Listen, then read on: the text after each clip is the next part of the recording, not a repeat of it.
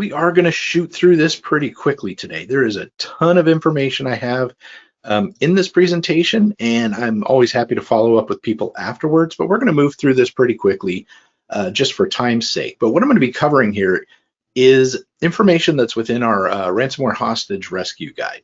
Now, this is a really cool little tool, and I say this because I had a part in doing some revisions to it over the last couple of years. But this is a really cool little resource that helps people plan before, during, and after a ransomware attack. So it covers all the bases, basically, from the simple stuff all the way up to we have checklists for things that you want to do before and after. So that's what we're going to talk about today. Let's move on. If you haven't heard of us, we're KnowBe4. We focus on the human problem in cybersecurity. So we do a security awareness training and simulated phishing platform. It's a great way to kind of tackle the people problem. And we'll talk a little bit about that here as we go through. But honestly, people and how they handle things such as passwords is one of the key ways that ransomware is getting started these days. So it's either phishing or it's RDP, remote desktop connections that are internet facing, and a lot of those are compromised because people have reused passwords other places. So it is important to think about that. There's lots of other things though within organizations that need to be stacked as well. My background, IT and security since the mid 1990s. I've been doing this for, it seems like forever. I don't even like to tally the number of years it's been anymore, but I've worked in lots of different areas. I've worked in healthcare. I've worked in manufacturing. I've worked as a technical services manager at an MSP, and I spent about 10 years with the U.S. Army as a contractor down in Fort Huachuca, where eventually I became the security manager for the 2nd Regional Cyber Center Western Hemisphere. We were the organization that ran the network infrastructure and Active Directory for all of North America for the U.S. Army, among other things as well. So what we're going to talk about here, again, this is this manual here. You can download it on this link right here if it's not available already. But it is a great thing. I recommend people print this out and have it on their shelf just in case something goes wrong. We really put a lot of effort into getting good information in this thing that's usable. Like I said, before, during, and after an attack, things to think about. So what we got to understand, first of all, is cybercrime is no longer the kids in the basement with the hoodies, drinking Mountain Dew, eating pizza. That's the mentality that some people have, or the thought that some people have about what hackers, quote unquote hackers, are these days. But frankly, it's a lot bigger than that. And people are starting to see that with some of these ransomware gangs. You know, we see DarkSide, we see those groups like that, Revil, and what they're pulling off is not stuff that's done out of the basement. These are very organized groups. Some of them are even nation state groups that are running into this. But we're talking organized crime, like traditional mafia, you know, knee breaking sort of things has moved into this. And then these gangs as well. And the business models are pretty amazing what they're doing here. Now, we have to understand that they've been doing this for a while. They know how to get into these systems. They know how to trick people. They know how to socially engineer very, very well. They even run things like A/B campaigns, if you're in marketing, where they see what things are reacted to better than others, and they're constantly working on their trade and improving. So it's pretty crazy these days. We're going to talk a little bit about one of the more interesting ways that they do this and business models that they have here in a few minutes. So having said that, something we got to understand, ransoms are on the rise. If you haven't seen this, it has been a wild ride recently. So Group IB looked at some things from 2018 to 2019. Average ransom rose from 6,000 to 84,000, and attacks were up 40%. So in 1 year's time, an average ransom went from 6,000 to 84,000.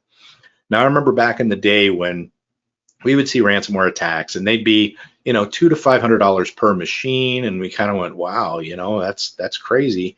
And then they got organized, and then they got more sophisticated. So in the beginning, these things were largely done on an automated fashion. So you would click a link, it would launch a program, the program would just start encrypting things, and it would just be totally automated. Now, these are the $200 to $500 per machine things.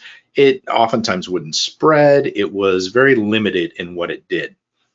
Now, the way that they do these attacks these days has changed significantly. And now what they do is they cruise around, they get in, they gain access to your system, and then an actual human looks around and they look for your most valuable data. They look for things that are going to impact you the most, sensitive stuff, what they can get into. They map your entire network before they ever start doing their dirty work here. And so by being more sophisticated in what they do and targeting more valuable data, they've really upped these ransom demands.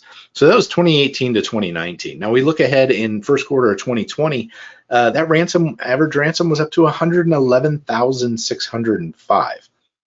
Now the interesting thing is, according to Sophos, the total cost of the average ransomware attack more than doubles if they decide to pay the ransom. Why?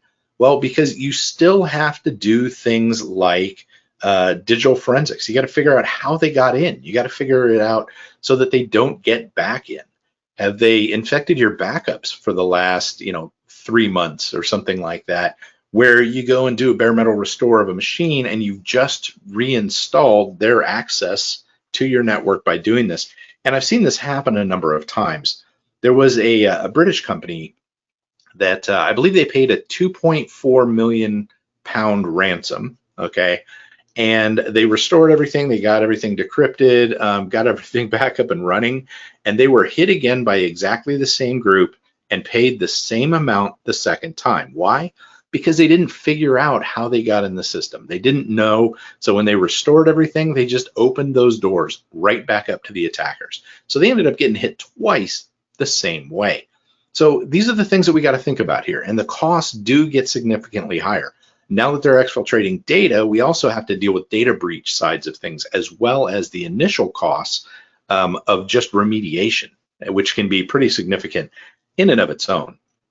So what I want to go through here real quick, just so we understand, is the anatomy of a phishing ransomware attack, sort of. And I say sort of only because this isn't every single time, but this is the bulk majority of how these ransomware attacks that are spread through phishing occur, right?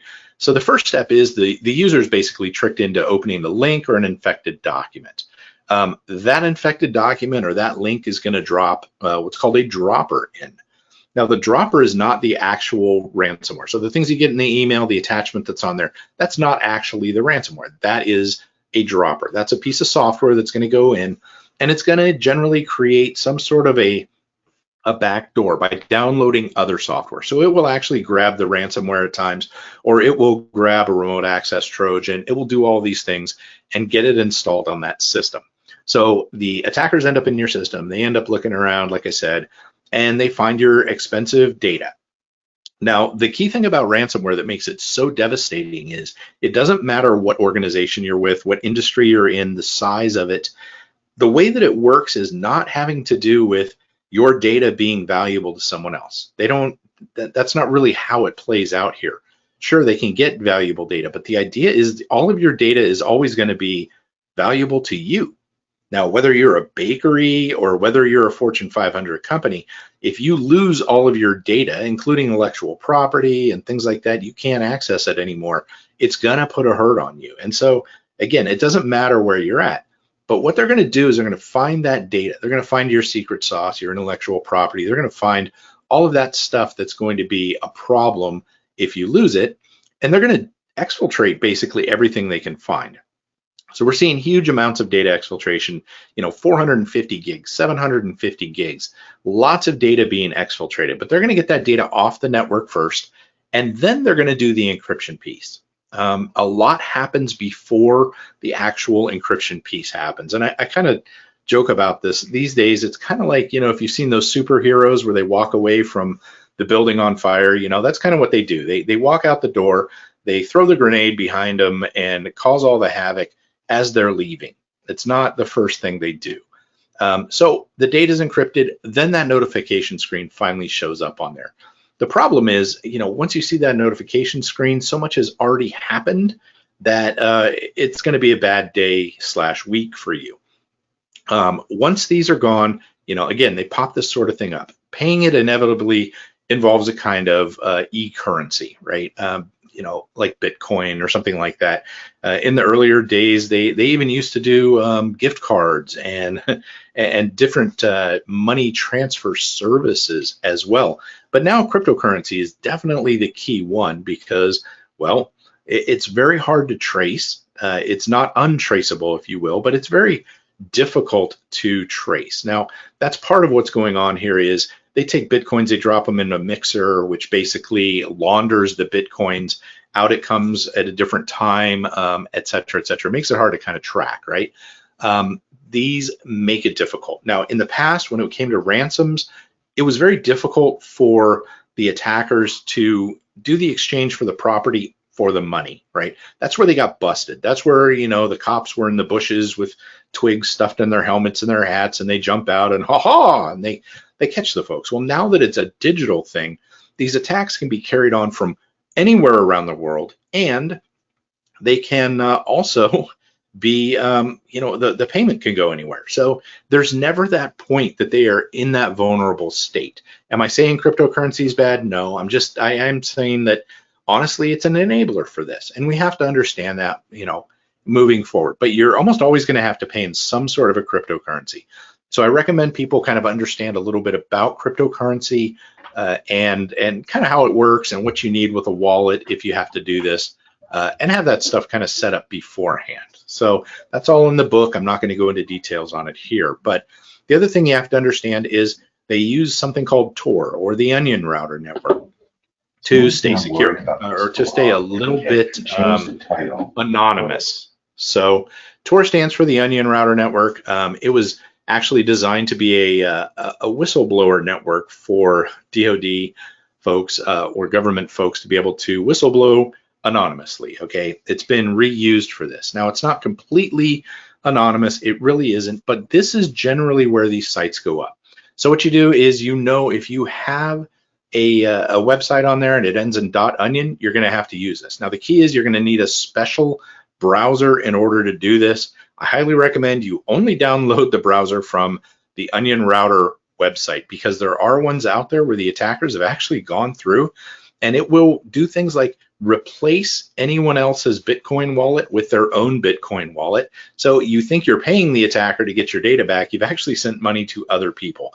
Make sure you're using the official Tor browser if you're in that position. Now, the question is, have I been infected? Yeah, it's pretty obvious usually when that happens, right? Big message on a desktop, but sometimes you may not see that. It may be, you know, patient 0 may be over here and nobody's logged into it, or maybe a server that nobody's logged into or sees the desktop.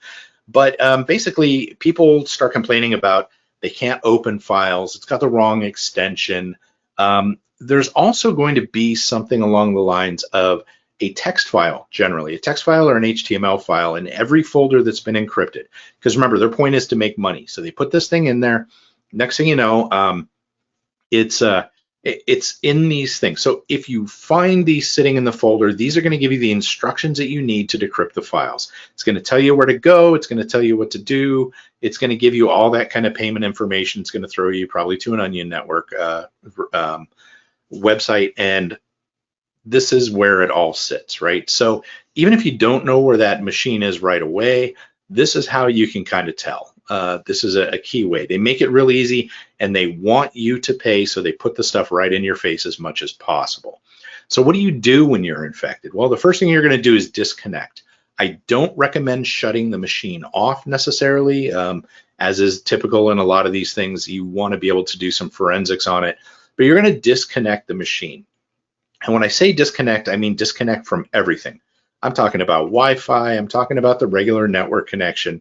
I'm talking about, you know, Bluetooth, anything that you can that would let it spread. You also may want to disconnect any external drives and things like that. But make sure you know how all that stuff was connected before. And we'll talk about that later. When it comes to restore, that's very important. The next thing you want to do is determine the scope. How far did it go? Is it just this machine? Did you catch it while it was in the middle of encrypting something somewhere else? How bad is the damage? Now, when you do the third step here, which is determining the strain, that can also help you with the scope, because once you understand the strain of ransomware that you're dealing with, you're going to know things like, do they typically exfiltrate data beforehand? Is this one that has a worm? All that kind of good stuff. So the next thing you're going to do is kind of like evaluate your responses. So what do I do? Well, you basically have 4 steps. restore from a recent backup. And when I say that, I mean restore data from a recent backup. That's always my preference. Decrypt your files using a third-party decryptor. Sometimes it happens where some of these other organizations, endpoint protection programs, or other security organizations come up with a decryptor for these things. They find some way that they were doing things wrong, and there's an encryptor or a decryptor there for you that you can get for free. Very slim chance of that happening, but it has happened. So you want to look for that sort of thing. Also, you do nothing, just, suck it up, lose the data, it's gone, and you move on. Although I recommend, if you're going to go that route, you make a backup of all the data anyways, in case a decryptor comes out or something else happens. And the fourth and final one that you may want to do is negotiate and pay the ransom. So that's the last thing you possibly want to do. Important to understand that none of these address the data exfiltration, because once it's gone, it's gone. You still have a data breach on your hand. Doesn't really matter what you do to restore functionality with respect to the data breach. So what these are talking about is getting you as an organization back up and running. Average downtime after a ransomware attack is about a week or so. So you want to be ready to start implementing things to get back up and running. But again, just know that this doesn't deal with the fact that the data is gone. Now, when it comes to restoring from a backup, I always recommend this. Nuke the machine from orbit. It's the only way to be sure, right? Yay, aliens. The idea is you want to wipe that machine. You want to reinstall from like a golden master or whatever you have, make sure it's not infected too, but restore from that kind of basic build, and then just put the data back on. The reason for this is you figure the attackers have been in the system. They're already able to do all this kind of stuff. Who knows what DLLs they've dropped in there or changed, or what malware they've put in place. Endpoint protection, while it's important, doesn't stop everything, and it probably isn't going to see this if they're really working at it. So again, you restore the machine, boom, the machine is still the backdoor that they get back in. So wipe the machine completely, only get the data. Now, when you get the data back, also be very cautious with it, because the data may be corrupt, it may not be correct. That's something to keep in mind. Also know that even if you pay the ransom, and this is the thing that they extort now, they say, hey, if you don't pay the ransom, we're going to dump this stuff on the internet, right? And they do dump it on the internet. But what you want to do is you want to make sure that you understand, even if you pay the ransom, it's going to probably end up on the dark web, right? A lot of times they don't actually delete it like they say. These are criminals. They've already taken your stuff, hostage. There is no honor among these folks. So even if you pay it, it doesn't mean it's not going to end up for sale on the dark web. You still have that data breach. So big question, will I get my data back if I pay? The answer is yes, maybe. And I would even go so far as to say yes, probably most of it. Problem is, the data does get damaged sometimes in the encryption process or the decryption process. There are lots of ways I mentioned in Tor, like some of these browsers that have been modified and put out there. They will actually replace that Bitcoin wallet, so you're paying someone else, and then the attacker's like, I don't care, you didn't pay me. There's been all kinds of stuff like that happen, but most of the time you get the data back. However, be very, very cautious, again, what's in that data, because I can tell you, me as an attacker, if I put on my bad person hat, one of the things that I'm probably going to want to try to do is I'm going to get into some of your stuff as much as I possibly can. And let's say I can get into some of your spreadsheets that deal with payments and accounts and stuff like that. Why not replace the accounts that these normal payments go to with mine, right? And then encrypt the stuff. You get it back, you go, okay, we're back in business, now it's time to pay some bills, and boom, you're still sending me money. There's lots of different ways I can think of that this could go really, really nasty. So don't trust that information, even when you do get it back. Now, when it comes to decrypting it, once you paid it, you're going to get some sort of a decryptor and a key. What you want to make sure you do here is you want to make sure you have all of those things reconnected. Remember, I mentioned in the beginning here, you want to make sure you have your network connections reconnected. You want to make sure you have USB drives plugged back in, or network mapping redone when this happens. Otherwise, the decryptor can't reach those files to decrypt them. So something to keep in mind, very important there. Now, when it comes to avoiding infection, again, we're going to shoot through this pretty fast, but it's got to be a layered approach.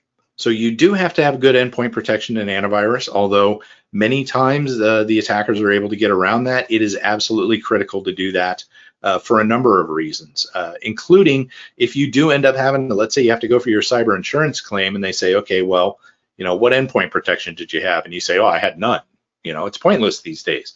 While you're breaking a best practice there, it could be detrimental. You definitely have to have it. You want to have your network segmented so that things don't spread quickly. If you remember WannaCry, when it hit NHS, they had a very flat network, so it just shot through the entire network. Segment it. Make sure that only machines that need to talk to each other can. Make sure that your receptionist, for example, if they end up downloading something and fire it off, they don't need access to production. They don't need access to all the files and accounting probably, right? So don't let them do that. Don't let them also get to those other machines either. Those are the things that end up causing a problem. If they can reach the machine and they have permissions, and I am jumping a step here, then they can cause damage. Now, keep in mind that permissions-wise, you have to have write permissions to encrypt the files. So if they have read-only permissions, they can't even encrypt the files, although they probably can use that account to make a copy of it and exfiltrate. The other thing is data loss prevention controls. You got to have them. I mentioned there were all these hundreds and hundreds of gigabytes leaving networks of sensitive information that nobody is catching. So you have to have DLP in place. These days, just to counter this sort of thing. Good spam filters, because there's a huge number of phishing emails and stuff like that go out every day, trying to steal credentials, trying to steal whatever they can, get people to click on links. You have to have that in place just to limit the sheer volume that people get. Now, it doesn't mean it's going to stop everything, but it will stop quite a bit of it and give us at least a fighting chance. You need weapons grade backups, meaning you've tested them, you've checked them, you've made sure they work. Those are absolutely key too, because you are going to have to restore. Make sure you have a copy that's offline, that's not on the network, can't be encrypted by the attackers.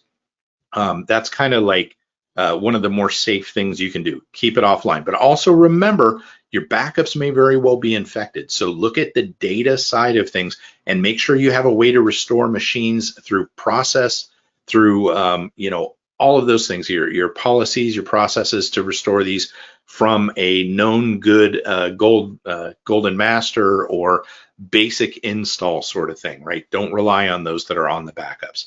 And then of course, new school security awareness training, and that falls back to the human problem. I mentioned that so much of this stuff gets spread through the human element, and it's unfortunate. I'm not blaming users. I'll never blame users.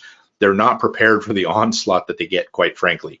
But what it boils down to is we need to teach people to be better with their passwords. So password reuse is a key here. Somebody or somewhere else gets breached, a forum that they use, and they use the same password across different things, including perhaps their work logins, VPN login, or something like that.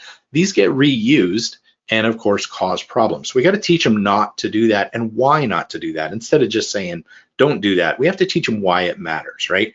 We have to teach them to spot and report phishing emails. That's absolutely key in a lot of this. We got to teach them not to open documents and enable macros and or active content, things like that. This is all really, really important on this side of things. The key is, though, we can't just throw them in training once a year and call it good. They're going to forget. It doesn't necessarily make an impact if it's once a year. It's got to be continuous. So do something every month, whether it's 5, 10, 15 minutes, it doesn't matter. Do something every month that's topical, that's related to what's going on, that can help them understand that what you're teaching them is going to help them at home as well as here. Because frankly, ransomware, I've seen it a number of times hit people at home as well. So then you do the simulated phishing attacks or the smishing or vishing attacks. You simulate them to give them a chance to practice what they learned in training. This isn't about tricking them. It's about practicing what they learned in training. And then these 4 steps, whether you use us or someone else, make a big difference. Get a baseline, figure out where you are, train your users. And by the way, us or our resellers can do that baseline for you. Train the users, do the phishing, and see the results. I see a lot of places do the middle two, but they don't look at the results. They don't say, hey, you know what? Our people seem to be really prone to giving up credentials. Well, you need to know that so that you can teach them not to do that. So that's a very important piece there.